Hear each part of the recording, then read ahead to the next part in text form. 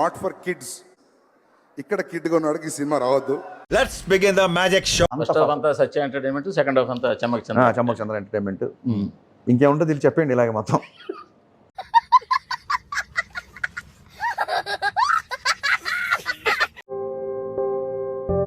వచ్చేసా. ఎవరు నువ్వు? Latest start. రివ్యూ రాసే ముందు వేరే రివ్యూ చదవను. అదే విధంగా మీరు రివ్యూలు రాయనన్నారు కదా, మళ్ళీ ఇప్పుడే చెప్పాను స్వాతిలో రాస్తారు. మీరు సూపర్ సార్. ఓకే సారీ, నేను ఒక రెండు మాటలు ఉండవు సార్ ఓకే ఓకే, అవునవును. రెండెందుకు ఉంటాయి, 1000 ఉంటాయి. రెండెందుకు ఉంటాయి, 1000 ఉంటాయి. ఈ పాయింట్ డ్రైగా ఉంటది అన్న చిన్న అనుమానం ఎందుకు సినిమా చూసిన వాళ్ళు నాతో. అవును అవునవును. దాన్ని మీరు డ్రైవ్గా ఎలా మార్చారు? అది డ్రైగా ఉంది కాబట్టి సినిమా చేద్దాం అనుకున్నా.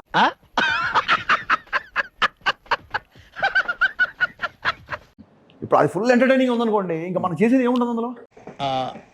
నాకు అర్థం కాలేదు సార్. నెమ్మదిగా అన్ని అర్థమవుతాయి కానీ నాకు కూర్చో. మీరు ఆ ట్విట్టర్ అకౌంట్లో ఆ హీరోయిన్ ఫోటోలే ఎవరు చూసినా మీరు చూసినా అదొకటే మాట్లాడుతున్నారు.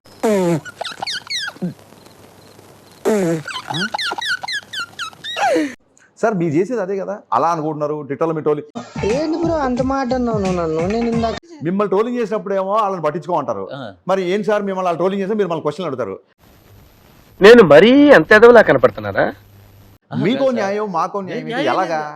I want to talk to Nellore Peddareddy right now.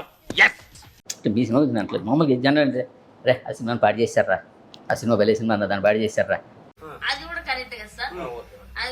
ఇప్పుడు ఇది ఈ కత్తి మీ సాము ఎప్పుడు ఉంటుంది దీన్ని మీరు ఎలా ఈ మధ్యలోంచి ఎలా వెళ్ళారు? ఇప్పుడు పాడు చేయడానికి రీమేక్ అవసరం లేదండి. మామూలు సొంత కథ రాసిన సినిమా పాడు చేసాడు అంటారు సరిగ్గా దిగిపోతే. అది మొహమాటం లేకుండా ఉంటామంటే ఇదే. చెప్పా నాకు నచ్చిన సినిమా తీసుకొని నేను వచ్చా, అది సక్సెస్. నా పని మీకు నచ్చింది అనుకోండి, అది బోనస్. సో పనిచేసే వాళ్ళు బోనస్ గురించి ఎక్కువ ఆలోచించరు, సక్సెస్ గురించి ఆలోచిస్తారు. అంతా కూడా ఒక పెద్ద స్పాన్ ఉన్న కథలు వేసుకుందామని నెక్స్ట్ లెవెల్కి వెళ్ళాలి.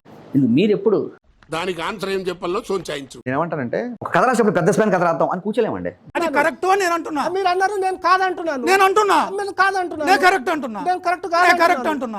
కళ్యాణ్ గారు, చిరంజీవి గారు, ఈ ముగ్గురికి సంబంధించిన ఒక లైన్ ఎప్పటి నుంచో వర్క్ చేసుకున్నా.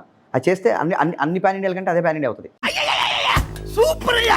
ఒక టేబుల్ మీద 1000 కోట్లు పెడితే బాహుబలి సినిమా స్క్రిప్ట్ రాదు, కానీ బాహుబలి సినిమా లాంటి స్క్రిప్ట్ పెడితే 2000 కోట్లైనా టేబుల్ మీదకి వస్తాను. వెరీ గుడ్, మగసిరైన మాట బాగా చెప్పావు తమ్ముడు. సో ఉత్సాద్ భగత్ సింగ్ సినిమా ఎలా ఉండబోతాం? ఉస్తాద్ భగత్ సింగ్ సినిమా పవన్ కళ్యాణ్ ఫ్యాన్స్ అందరూ లైఫ్ లాంగ్ గుర్తు పెట్టుకొని, ఇంతకుముందు మన క్యాసెట్లు డివిడీలు దాచుకునే వాళ్ళం కదా, అలాగే సినిమాని దాచుకుంటారు. ఇది నాకు కావాల్సింది. పవన్ కళ్యాణ్ గారి గురించి ఎందుకు వస్తారో థియేటర్కి, అవన్నీ సంపూర్ణంగా సాటిస్ఫై అయ్యి వెళ్తారు. Sir your God, sir God. Full fledged meals to fans. More than that. దీన్ని ఫక్త్ నాన్ వెజిటేరియన్ ఫుడ్, బ్రహ్మాండమైన ఫుడ్ మీకు అందించబోతున్నాడు. గ్యారెంటీ. అయితే ఓకే. నా సినిమాని ఆపి ఇంకో వ్యక్తి వాళ్ళ సినిమాని ఎక్కించాడు అనుకోండి, అది అతని యొక్క నైపుణ్యతను ఫీల్ అవుతా. ఎలా?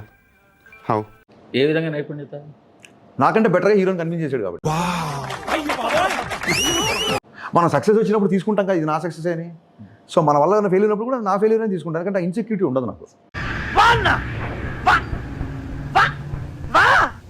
నీకు పలానా విషయంలో పలానా రోజు నీకు చాలా, ఎందుకంటే for me failure is not a person, failure is an incident. అయ్యో మామూలు టైం కాదే ప్రకాశం, ఇన్ని ఫుల్గా వాడేసుకుందాం ఫిక్స్. ఒక వ్యక్తి ఎగ్జామ్ ఫెయిల్ అయ్యాడు అంటే ఆ రోజు ఆ 3 గంటలు తను సరిగ్గా పర్ఫామ్ చేయలేదు. Extraordinary fantastic mind blowing sir. ఈ సినిమాకి టెస్టర్ బచ్చి జనాలు రవితేజ్ కోసం రావాలా, హరిశంకర్ కోసం రావాలా, రవితేజ గారి కోసం వచ్చేవాళ్ళు చాలా మంది ఉంటారు, అలాగే హరిశంకర్ గారి కోసం వచ్చేవాళ్ళు ఉంటారు, నా కోసం వచ్చేవాళ్ళు ఉంటారు, మీన్సే అలాగే ఇద్దరు కాంబినేషన్ కోసం వచ్చేవాళ్ళు ఉంటారు. మీలాంటి వాళ్ళు భాగ్యశ్రీ కోసం వస్తారు. నేను చెప్పేదండి సార్, ఒంగోలు గీతలో ప్రకాష్ రాజు లాగో లేకపోతే ఇంకోలాగో హరేరామ్ హరే కృష్ణ శాలువా కప్పుకుని నేను ఇలా చూసి ఇలా దొంగ కళతో చూడట్లా. నేను డైరెక్ట్ గా పబ్లిక్ డొమైన్ లోనే పెడుతున్నా. ఎందుకు పెడుతున్నాను? ఆ సినిమాలో గ్లామర్ పాయింట్ అదే. అవునా? అబ్బా, మీరు మీ శేఖర్ మ్యాటర్ కలిసి క్రియేట్ చేసిన భంగిమలు అనేది మళ్ళీ మీరు యువతను తప్పుదో పట్టిస్తున్నారు. భంగిమలు కాదు, సరదాగా కలోక్య లాంగ్వేజ్ లో స్టెప్స్ అనొచ్చు, డాన్స్ మూమెంట్స్ అనొచ్చు. శేఖర్ కమ్ములు గారి గోదావరి లాంటి గొప్ప సినిమాలో కూడా హైదరాబాద్ వచ్చిన మంచి కుటుంబం నుంచి వచ్చిన అమ్మాయి పాడుతుంది, లంగరేసిన ఆశచావని రంగసాని చాటు పిలుపులు అని. అంటే అంటే సుందరమూర్తి గారు రాశారు, పెద్ద ఆయన. సుందరమూర్తి గారు శివుని నయన త్రయలాస్యం అవును, నాట్యం అని రాశాడు. మీరు అది వినరు. వేసేసాడు, బాగా వేసేసాడు. అద్వైత సిద్ధికి అమరత్వ లబ్ధికి గానమే సోపానము అని రాశారు. సార్, అదే మీరు అది ఇంకా వినరు. చాలా రాశారు. లంగరేసాడా బొంగరం వేసాడా?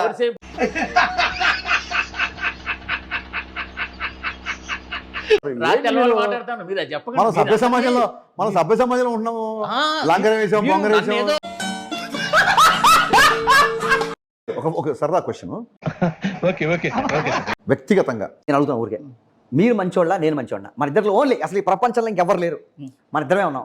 మన ఇద్దరు మంచోడే సార్, అలాగా. మంచోళ్ళ కాడ కూర్చొని అలాగా. మాట్లాడుకుంటాం. కర్మ సిద్ధాంతం నమ్ముతారా మీరు? మనం చేసిన కర్మల బట్టే మన జీవితం. 100%.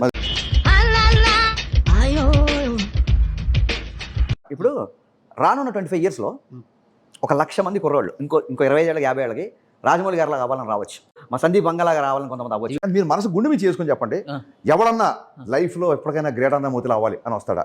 అది అవదమ్మా. ఖతం. పెట్టలో 25 మంది తిడితే మిమ్మల్ని 100 మంది తిడతారు, దీన్ని ఒప్పుకుంటారా? పెట్టుకోండి సార్, దాన్ని పెట్టి చూడండి. అది కాదండి, మీరు దీనికి ఒప్పుకుంటారా? ఇప్పుడు మీరు మిమ్మల్ని 10 మంది తిడతామని చెప్పి మీరు వదిలేసి వెళ్ళిపోయారు అక్కడి నుంచి. అదే సార్, దీనికి ఒప్పుకుంటారా?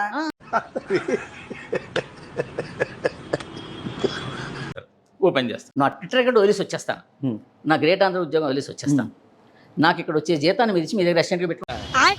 Okay, wonderful sir. ఈయన అనేది ఎలా ఉందంటే, బాబు నువ్వు అలా దొంగతనాలు చేయకమ్మా, నువ్వు అలా మర్డర్ చేయకంటే, మీరు అది చాలా అయితే నువ్వు నువ్వే పోషించాలను, లేదా దొంగతనం చేస్తా, మర్డర్ చేస్తా. నేను 1000 మంది తిడుతున్నారంటాను మిమ్మల్ని. ఓకే, అప్పుడు నేను ఆ మాట మీద ఉండండి. నన్ను ఒక 1000 మంది తిడితే మిమ్మల్ని 1,00,000 మంది తిడుతున్నారు, దీన్ని మీరు ఒప్పుకుంటున్నారా అంటున్నా? ఎవరు? మీకన్నా నన్ను ఎక్కువ మంది తిడతాను, నేను ఎందుకు ఒప్పుకుంటా? ఓకే సార్, ఇప్పుడు ఎవరి జర్నలిజం ఎవరికి నచ్చదు. జగన్ తెల్లాలేస్తే ఈయన జ్యోతే తిడతాడు. సరిపోయింది, హీరో విలన్ కొట్టుకుని కమెడీని చంపేసినట్టు నా మీద పడతారేంటి? ఈయన తెల్లాలేస్తే నేను లేస్తేనే ఉదయం చదివి ఈనాడు జ్యోతి, అది నేను ఆయన ఒకలా ఫీల్ అవ్వాలి ఏముంది? అంతేగా అంతేగా. ఇటీవల కాలం మీరు చెప్పినట్టే రవితేజ్ గారిని ధమాకా తర్వాత ఎవరు కూడా మళ్ళీ ప్రాపర్గా పోర్ట్రేట్ చేయాలి. దీన్నే సార్, దీన్ని నేను ఏమంటానంటే, ఇదే ప్రశ్నని ఓరి నాయనో, వీడు ఈ టైప్ లో తగిలాడేంటి? ఇప్పుడు ధమాకా తర్వాత ఇంకెవరు సరిగ్గా చూపించారు, ఈ నెగటివిటీ పక్కన పెట్టి, సార్ ధమాకా తర్వాత మళ్ళీ మీ సినిమా పెద్ద హిట్ అవ్వాలని కోరుకుంటున్నా అని కూడా అనొచ్చు మీరు. అర్థమైందండి? అర్థమైందా మీకు? ఈ నెగటివ్నే మీరు వదిలేస్తే, అదే నేను చెప్తున్నాను, మీరు ఏ ఫాలోవర్స్ కోసం అయితే పాకులాడుతున్నారో, ఏ ట్విట్టర్లో జనాలను ఫాలో, ఏ రంజిత్ భయ్య అనుకున్నారు, ఆ నెగటివిటీ ఒక డైరెక్టర్ నువ్వు సినిమా తీయలేదంట కదా, కాదు ఒక డైరెక్టర్ కూర్చోబెట్టి, నేను సేఫ్నెస్ గా చెప్తాను, డైరెక్టర్ చెప్పట్లా, నేను క్వశ్చన్ ఎలా అడగలు, మీరు ఎలా ఒక చెప్తారు? డైరెక్టర్ కూర్చోబెట్టి నేను ఎలా చెప్తాను? ఏం పాయింట్ పెట్టావన్నా, సూపర్. మీరు ఇదే సినిమాని ఇలా తీయకండి సార్, ఎందుకు సార్ బ్యాక్ లో పాకెట్ లేదు సార్, ఆ అమ్మాయిని అలా పక్కన నడిపించి మీరు ఇలా పక్కన నడుస్తూ పాట తీయండి సార్, నేను ఎలా చెప్తాను సార్?